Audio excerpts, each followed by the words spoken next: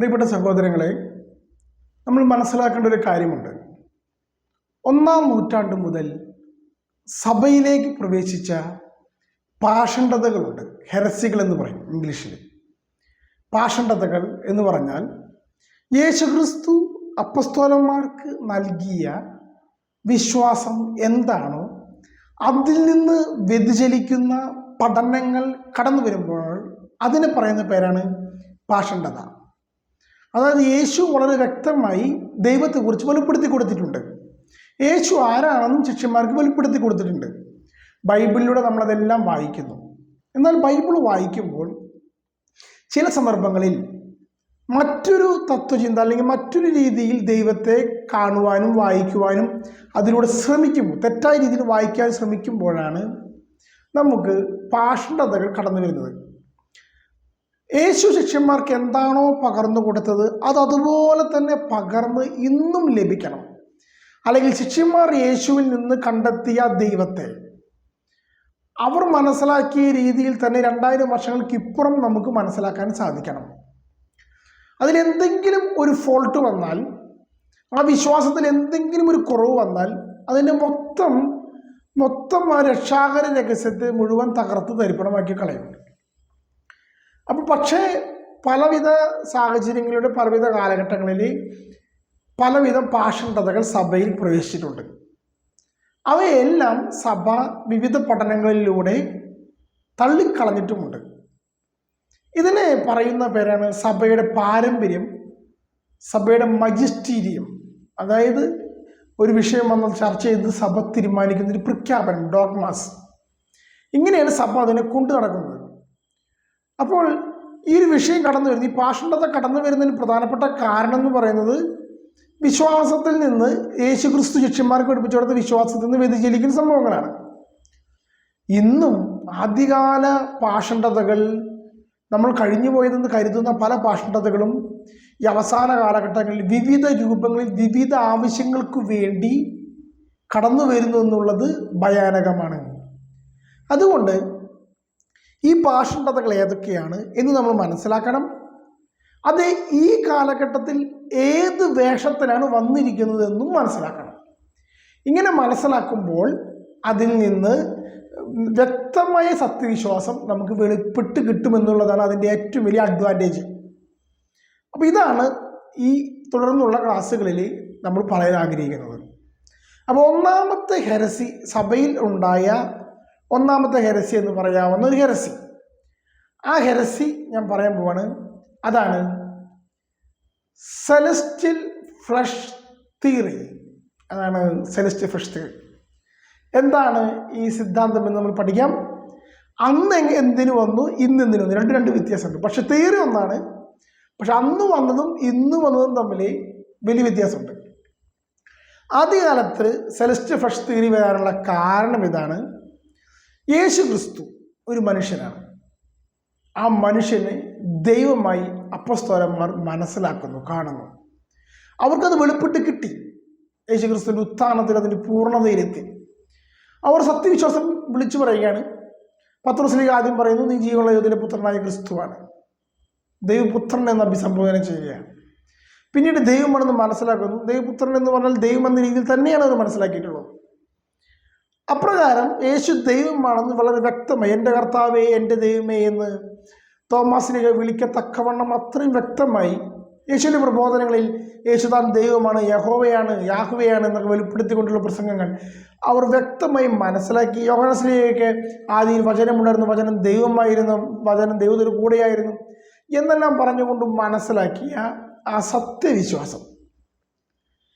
അങ്ങനെ യേശുക്രിസ്തു ദൈവമാണെന്ന് മനസ്സിലാക്കി കുറച്ച് കാലഘട്ടം കഴിഞ്ഞപ്പോൾ, അതായത് 1-ാം നൂറ്റാണ്ടിൻ്റെ അവസാനത്തോടു കൂടി ഒരു ഹെരസി ഉയർന്നു വരികയാണ്.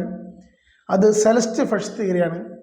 അതിൻ്റെ സിദ്ധാന്തപ്രകാരമാണ് യേശുക്രിസ്തു മനുഷ്യനല്ല, ദൈവമാണ്. ഡോസറ്റിസം എന്ന ഹെരസിയിൽ നിന്നാണ് ഇത് കടന്നു വരുന്നത്. ഡോസറ്റിസം എന്ന് പറഞ്ഞാൽ യേശുക്രിസ്തു ഭൂമിയിൽ ജീവിച്ചിരിക്കുമ്പോൾ മനുഷ്യനായി കാണപ്പെട്ടതേയുള്ളൂ. യഥാർത്ഥത്തിൽ യേശുക്രിസ്തു ദൈവമാണ്. അപ്പോൾ യേശുക്രിസ്തു ദൈവമാണെന്നുള്ള കാര്യം,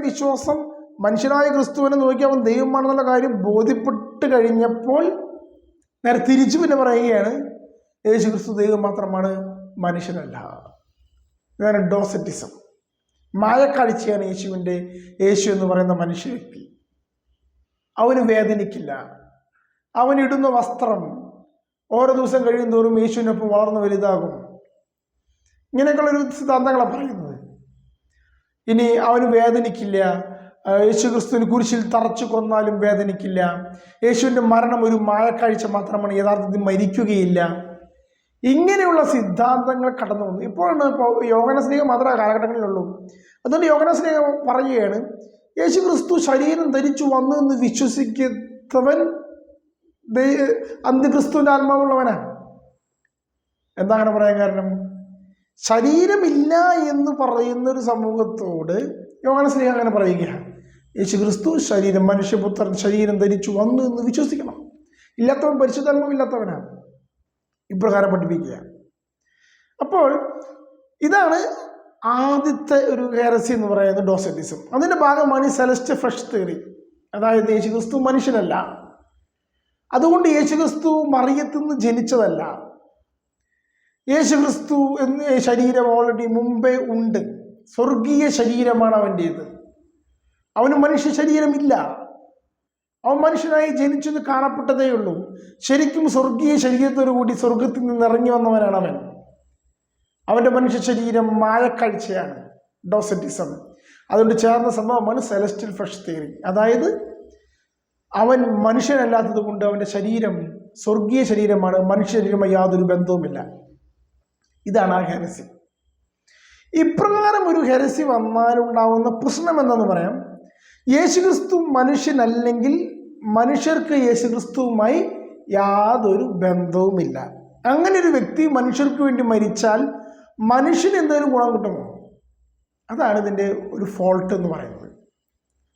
യേശുക്രിസ്തു പീഡകൾ സഹിക്കുന്നത് നാടകം കളിയായിരുന്നു എന്ന് പറയുമ്പോൾ രക്ഷാകര സഹനത്തിൻ്റെ മൂല്യം അതിൽ തന്നെ ഇല്ലാതെയായി പോയില്ലേ? യേശുക്രിസ്തുവിൻ്റെ ശരീരം മാനുഷികമായ സാധാരണ ശരീരമല്ല, സ്വർഗീയ ശരീരമാണെന്ന് പറയുമ്പോൾ നമ്മുടെ ശരീരത്തിന് ഉയർപ്പ് എങ്ങനെ സാധ്യമാകും? രക്ഷ എന്ന് പറയുന്നത് ആത്മാവിന് മാത്രമല്ല, ശരീരത്തിനും വേണമല്ലോ. ഇതാണ് അതിൻ്റെ ഒരു ആത്മീയമായ വിഷയങ്ങളിലുള്ള അല്ലെങ്കിൽ ദൈവ രക്ഷാകര പദ്ധതിയിലുള്ള വിഷയങ്ങളുടെ പരാജയം. അപ്പോൾ ഈ പോയിന്റ് എങ്ങനെ വന്നു എന്ന് മനസ്സിലാക്കി. ഇനി ഇതിനൊരു ബാക്ക്ഗ്രൗണ്ടും കൂടിയുണ്ട്. ആ ബാക്ക്ഗ്രൗണ്ട് ഇപ്രകാരമാണ്. 1-ാം നൂറ്റാണ്ട് അവസാനത്തോടുകൂടി ക്രിസ്ത്യാനികളെ യഹൂദന്മാർ സിനഗോഗുകളിൽ നിന്ന് ആട്ടിപ്പുറത്താക്കി. എന്തിനു പുറത്താക്കി നമ്മളറിയണം. ക്രിസ്ത്യാനികൾ അതുവരെയും യഹൂദരിലെ ഒരു വിഭാഗം എന്നതുപോലെ വളർന്നു വരികയായിരുന്നു. സദുക്കായരെ പോലെ, ഫരിസേയരെ പോലെ, എസ്സേനികളെ പോലെ മറ്റൊരു വിഭാഗം ക്രിസ്ത്യാനികൾ. അവർ പഠിക്കുന്നത് പഴയ നിയമഗ്രന്ഥങ്ങൾ, തോറ, സങ്കീർത്തനങ്ങൾ. അതവർ പാടി പ്രാർത്ഥിക്കും. യഹൂദന്മാർ അതേ ജീവിതശൈലി, സങ്കീർത്തനങ്ങൾ പാടി പ്രാർത്ഥിക്കുന്ന വിഭാഗം. അവർ പഴയ നിയമഗ്രന്ഥങ്ങളെല്ലാം സ്വീകരിക്കുന്നു, പ്രവാചകന്മാരെ സ്വീകരിക്കുന്നു. അവർ എന്ത് ചെയ്യുന്നു? അവർ തോറ എടുത്ത് പഠിക്കുന്നു. പുതിയ നിയമ പുസ്തകങ്ങളൊന്നും തന്നെ ഇല്ല. പഴയ നിയമ പുസ്തകങ്ങൾ മാത്രമേ ക്രിസ്ത്യാനിയുടെ കയ്യിലുള്ളൂ. 1-ാം നൂറ്റാണ്ടിലല്ലേ? അപ്പോസ്തലന്മാരെ എഴുതിയ കത്തുകൾ ഉണ്ടാവും, പക്ഷെ ഒരു സഭയ്ക്ക് എഴുതിയത് മറ്റു സഭയ്ക്ക് കിട്ടണമെന്ന് നിർബന്ധമില്ലല്ലോ.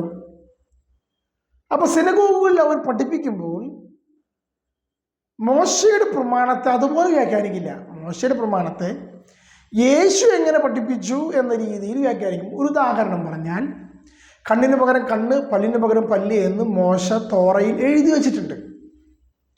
എന്നാൽ യേശു അത് തിരുത്തിയിട്ടുണ്ട് എന്ന് പറഞ്ഞുകൊണ്ടായിരിക്കും ഇവരുടെ പ്രബോധനം.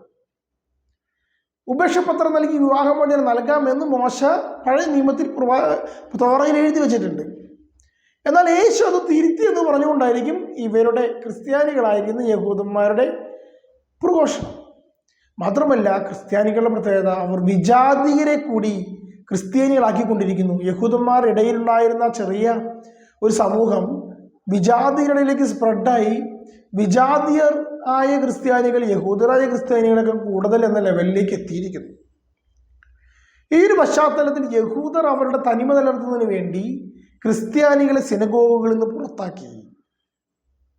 ഇതാണ് പശ്ചാത്തലം. അതോടുകൂടി സഭയിലേക്ക് കടന്നു വന്ന ഒരു ഹെരസിയാണ് ജ്ഞാനവാദത്തിൻ്റെ വേറൊരു ക്രിസ്തീയ വേർഷൻ മാഴ്സണിസം. അതാണ് പ്രത്യേകത. അപ്പോൾ എന്താണ് ജ്ഞാനവാദം, എന്താണ് മാഴ്സണിസം എന്ന് നമ്മൾ മനസ്സിലാക്കണം. ജ്ഞാനവാദം എന്ന് പറയുന്നത് ഒരു ദൈവമുണ്ട്, പ്രകാശത്തിൻ്റെ ദൈവം. വേറൊരു ദൈവമുണ്ട്, ഡർമിയോഗ്, അന്ധകാരത്തിൻ്റെ ദൈവം. അങ്ങനെ കുറേ ദൈവങ്ങളുണ്ട്.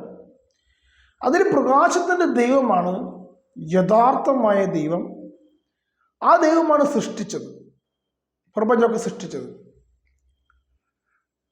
പക്ഷേ ഡർമിയുഗ് എന്ന് പറയുന്ന അന്ധകാരത്തിൻ്റെ ദൈവം ഈ മനുഷ്യനെ സൃഷ്ടിച്ചത് പ്രകാശത്തിൻ്റെ ദൈവമാണ്. പക്ഷെ മനുഷ്യനിൽ അവനെ ഒരു വെളിച്ചം കൊടുക്കുകയാണ്. നീ ആരാണെന്നുള്ളൊരു വെളിച്ചം കൊടുക്കുന്നു, ജ്ഞാനം കൊടുക്കുന്നു. അങ്ങനെ അന്ധകാരത്തിൻ്റെ ദൈവം മനുഷ്യനെ കൊണ്ട് ബുദ്ധിയും ഒക്കെ പ്രവർത്തിപ്പിക്കുകയാണ്. അപ്പോൾ ഒരു വെളിച്ചം കിട്ടി മനുഷ്യനെ. അപ്പോൾ ഇവൻ്റെ ഉള്ളിൽ ജ്ഞാനമുണ്ട്. ഈ ജ്ഞാനം ഇരുട്ടിൻ്റെ തടവറയിലാണ്, ഡർമിയോഗിൻ്റെ തടവറയിലാണ്. അപ്പോൾ ഈ ഡർമിയോഗ് എപ്പോഴാണോ, അതായത് ഇരുട്ടിൻ്റെ ദേവനാണ് മനുഷ്യനെ സൃഷ്ടിച്ചത്. ഞാൻ തെറ്റി പറഞ്ഞു, ശ്രദ്ധിക്കണേ. ഇരുട്ടിൻ്റെ ദേവനാണ് മനുഷ്യനെ സൃഷ്ടിച്ചത്. പക്ഷെ പ്രകാശത്തിൻ്റെ ദേവൻ എന്ത് ചെയ്യാണ്? മനുഷ്യൻ്റെ ഉള്ളിൽ ജ്ഞാനം നൽകിക്കൊണ്ട് ഈ ഇരുട്ടിൽ നിന്ന് മനുഷ്യനെ രക്ഷപ്പെടുത്താണ്. അപ്പം മനുഷ്യൻ എങ്ങനെ പാപിയായെന്ന് ചോദിച്ചാൽ ഇരുട്ടിൻ്റെ ദേവൻ മനുഷ്യനെ സൃഷ്ടിച്ചത് കൊണ്ടാണ് മനുഷ്യൻ പാപിയായത്. പ്രകാശത്തിൻ്റെ ദേവൻ ഡർമിയോഗാണ് മനുഷ്യനെ സൃഷ്ടിച്ചത്. പക്ഷേ പ്രകാശത്തിൻ്റെ ദേവൻ ആർക്കിയോണാണ് മനുഷ്യനെ ജ്ഞാനം നൽകിക്കൊണ്ട്, സോഫിയാണ് ജ്ഞാനം നൽകിക്കൊണ്ട് മനുഷ്യനെ തടവറയിൽ നിന്ന് മോചിക്കുന്നത്. ഇതാണ് ജ്ഞാനവാദക്കാരുടെ, അത് മറ്റൊരു മതമാണ്. അത് ഇങ്ങനെ ക്രിസ്തു മുതൽ ഇങ്ങനെ കടത്തിക്കൊണ്ടുവരിക. അതെങ്ങനെ വരുന്നത്? അതായത് ഈ അന്ധകാരത്തിൻ്റെ ദേവനാണ് മനുഷ്യനെ സൃഷ്ടിച്ചത്, അത് യാഹ്വയാണ്, പഴയ നിയമത്തിലെ മോശയുടെ ഒക്കെ ദൈവം. അപ്പോൾ അതാണ് യാഹ്വേ. പ്രപഞ്ചം സൃഷ്ടിച്ചു, മനുഷ്യനെ സൃഷ്ടിച്ചു, മനുഷ്യനെ പാപിയായിട്ട് സൃഷ്ടിച്ചു, മനുഷ്യനെ പാപത്തിൻ്റെ ഉള്ളിൽ കുരുക്കിയിട്ടിരിക്കുകയാണ്. എന്നാൽ യഥാർത്ഥ ദൈവം, മനുഷ്യനെ സൃഷ്ടിക്കാത്ത യഥാർത്ഥ ദൈവം പ്രകാശത്തിൻ്റെ ദേവനുണ്ട്. ആ ദേവനിലേക്ക് വെളിച്ചം ലഭിക്കുന്നതിന് വേണ്ടി മനുഷ്യൻ്റെ ഉള്ളിലുള്ള ജ്ഞാനത്തെ യേശുക്രിസ്തു, പ്രകാശത്തിൻ്റെ അവതാരമായ ഗുരുക്കന്മാർ യേശുക്രിസ്തു ഈ ജ്ഞാനത്തെ മനുഷ്യൻ്റെ ഉള്ളിൽ നിന്ന് പുറത്തേക്ക് കൊണ്ടുവന്നു. അപ്പോൾ യേശുക്രിസ്തുവിൻ്റെ കുരിശുമരണമൊന്നുമല്ല, യേശുക്രിസ്തു പഠിപ്പിച്ച ജ്ഞാനം, പ്രഭാഷണങ്ങൾ, അതാണ് മനുഷ്യനെ സ്വതന്ത്രനാക്കുന്നത്. അത് കറക്റ്റായിട്ട് കിട്ടിക്കഴിഞ്ഞാൽ അവനെന്ത് സംഭവിക്കും? അവനൊരു തുറവി കിട്ടിക്കഴിഞ്ഞാൽ അവൻ സ്വർഗം കിട്ടും. ജ്ഞാനമാണ് സ്വർഗം ലഭിക്കാനുള്ള ഒരു രക്ഷാകേന്ദ്രം എന്ന് പറയുന്നത്, വഴി. അപ്പോൾ ഇതാണ് ഈ ജ്ഞാനവാദത്തിൻ്റെ ഒരു ലൈൻ. ആ സംഭവം മെല്ലെ മാർസിയോണിസം എന്നുള്ള ഹെരസിയിലേക്ക് വരും. മാർസിയോനാണ് അത് കൊണ്ടുവന്നത്. മാർസിയോൻ പറഞ്ഞു, യാഹ്വേ പഴയ നിയമത്തിലെ യഹൂദന്മാരുടെ ദൈവം പിശാചാണ്, ഇരുട്ടിൻ്റെ ദേവനാണ്. അവനാണ് സൃഷ്ടിച്ചത്, പക്ഷെ ഇരുട്ടിൻ്റെ ദേവനാണ്.